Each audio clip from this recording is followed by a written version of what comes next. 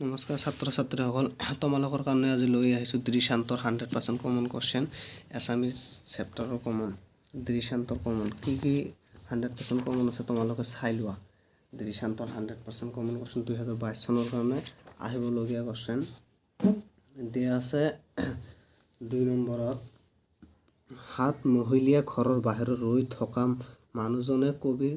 হতে কি কথা পাতিছিল তোমাৰ নিজৰ কথাৰে লিখা এইটো 100% কমন হয় 2022 চনৰ কাৰণে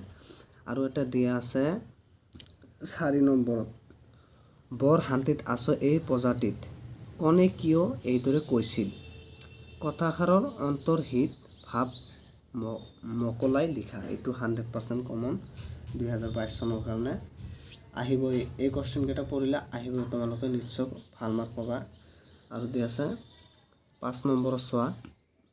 হেৰা অচিনাকি মানুহজন তোমাক কি লাগে হেতে ইয়াত কোনে কিয় কবিক এনেদৰে সুধিছে বুজাই লিখা এইটো 100% কমন হয় এইটো পঢ়িবা আৰু 8 নম্বৰত দিয়া আছে ব্যাখ্যা কৰা মৰিলে দাহ কৰিবলৈ এজন মানুহ নাই এইটো 100% কমন বেছি দিয়া নাই ইয়াৰ পৰা এইকেইটা চাবা 100% কমন হয় আৰু 1 নম্বৰৰ সমু উত্তৰ দিয়া আছে 1 নম্বৰখিনি এইখিনি কমন পঢ়িলে আপনি 5টা দিয়া আছে 5টাই পঢ়িবা এইখিনি ইয়াত আর কি কমন পঢ়িবা আৰু দিব পাৰে কোৱেশ্চন দিব পাৰে হৰে কৃষ্ণ ডেকাৰ